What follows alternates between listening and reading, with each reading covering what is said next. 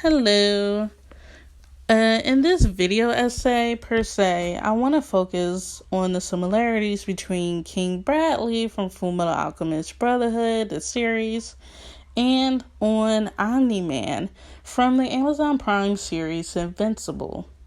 Now, the first thing I actually want to point out is these men's features. They have very similar features. Not a lot, though. I realized when editing this photo that, the Fuhrer's nose is much wider than Omni-Man's nose. So they're not exactly twins, but they have a lot of similarities physically, or more traits, physical traits, like their Magnum PI mustache, black slick hair, though Omni-Man has the whites on the side, blue eyes, though King Bradley only has that one eye. Even with the way their hair is slicked down, which I believe is very important to show their status. And they both have Liz stature about them as well. So beginning with King Bradley, I want to start with his upbringing. As we see in the anime later on, King Bradley goes on to explain how he was one of many young boys that were raised to become the Fuhrer. So this was something that was already placed onto him as a baby. So as seen in this clip, he is training amongst these other men who are also born and training for this role, but he is the one that wins out eventually, as the clip goes on to show, with 11 already dying before him, but yet with him being the 12th one and the one to survive their procedure, which was for him to become the next homunculus, to become Wrath. Now, when it comes to Omni-Man's upbringing, is very similar to King Bradley's upbringing. Omni-Man actually goes on to begin. So after explaining that, Omni-Man goes on to explain how he was then born and raised to be a soldier for the Viltrumites and actually aided in conquering some of the planets. And he gained their trust so much so and was strong so much so that they sent him to go and weaken a planet, Earth, and so they can eventually conquer it to gain the people's trust on that planet. So then when they come to arrive, once again, they can conquer that planet. This is very similar to King Bradley, but once again, him being taught various subjects such as not only political science, but also the humanities, so he can gain their trust. We also see this with both Omni-Man and King Bradley with their demeanor. King Bradley is seen as being this loving elder guy, a father figure to a lot of the soldiers. I believe the same can be said with Omni-Man. Many goes on to point out how they seen Omni-Man as their friend and how they thought they had each other's backs. Diving deeper into their demeanor as far as how they're seen by the public before their true colors being seen, with King Bradley, an example of him keeping in character would be the way he reacted at Mayhew's funeral, because there his hands were shaking. Now obviously any viewer, I'm pretty sure everyone who watched it before knowing that he was a homunculus thought that, okay, he's shaking because it's so emotional, especially with Mayhew's daughter yelling the way she is. But actually come to find out that he was only shaking because he was actually upset at Hugh's daughter for breaking the silence.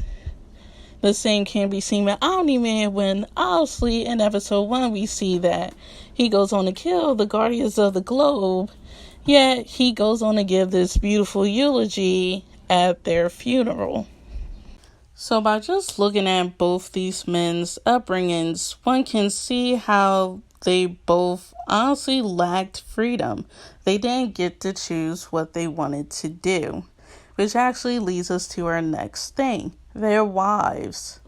King Bradley, in his dying breath, I admit this is not the best clip to show that, but he does go on to state that at least he was able to choose his wife, that at least he had that freedom, and actually, probably, because it is left open-ended, he goes on to die peacefully, and actually goes on to state that maybe this life of his was worth living and dying for. The same can be said with Omni-Man. Mark, his son, goes on to ask him, well, what about Mom? He does go on to point out, pretty much call her a pet, but he does acknowledge that he does love her. And I do believe that his love for Debbie, the mother, is genuine. Like, I don't think that's something he faked. As noted by King Bradley, he said that was a choice that he was able to make. That was the only freedom he had. And so I feel like the same could be said for Omni-Man. That, like, his only freedom was being able to choose who he was able to marry. So the major thing I want to highlight in this video essay is both of these men's philosophies, especially when it comes to their view of humanity. Starting with King Bradley, his view of humanity is honestly no different than the views of the other homunculized view of humanity, as far as them being inferior to them. Even though in King Bradley's case, he actually is human, but with a philosopher's stone inside of him.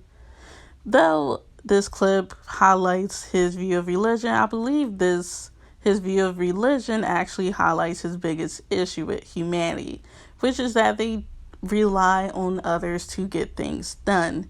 He only respects those who honestly relies on themselves or works hard or relies on their own strength and self to get things done. And so in this clip, you see how furious he is of the Ishvalans for waiting on their God, for someone else to come save them, or to do something they themselves should have the strength to do, or at least should try and have the strength to do. The same can be said with Omni-Man when he goes on to yell at Mark and highlighting how weak the humans are, and especially highlighting their short lifespan. He also goes on to point out how they are feeble and weak, and obviously they wouldn't have anything. If he and Mark were not around, the planet would have went up in flames without them.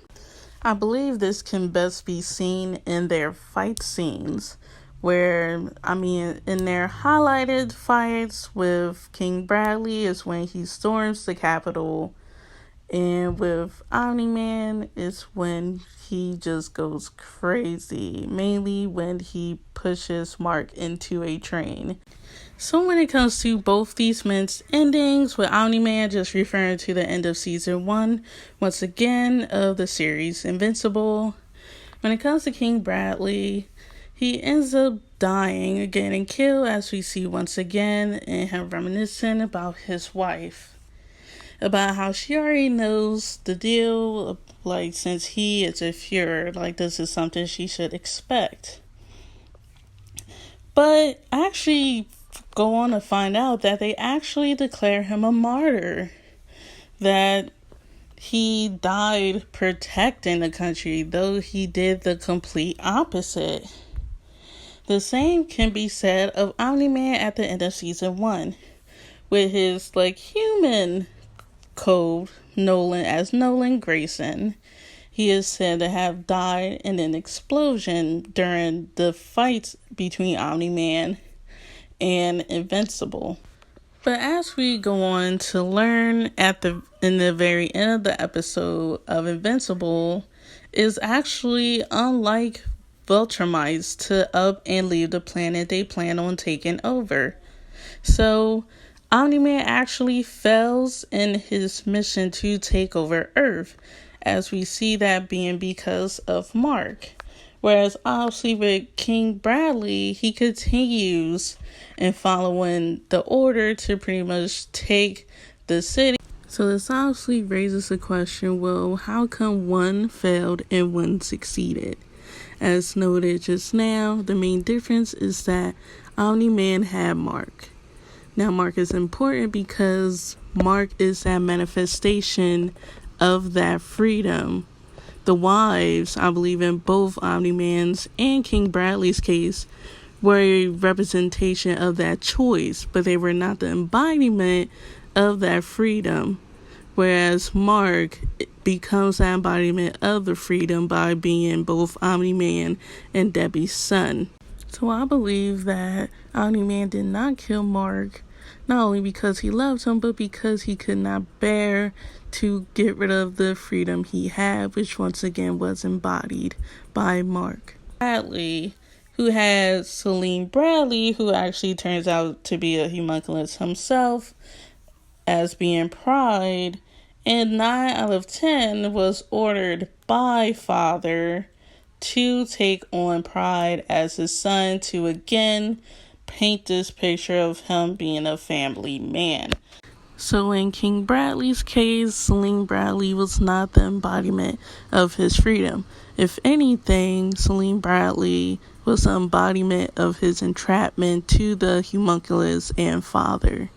So one can go as far as to argue that between King Bradley and Omni-Man, King Bradley had less freedom, since Celine Bradley was there to pretty much keep tabs on him.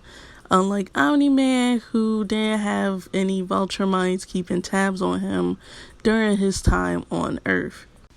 Thanks for reviewing this video. I would definitely love to hear you guys' thoughts on this in the comments below. I also want to give a shout out to this amazing video, which refreshed my memory of King Bradley, even gave me new details I didn't know about. So I definitely suggest checking out this video if you want to learn more about King Bradley's philosophy. And the link will be in the description below. Thank you, and once again, have a great day, week, month, year, decade. Bye.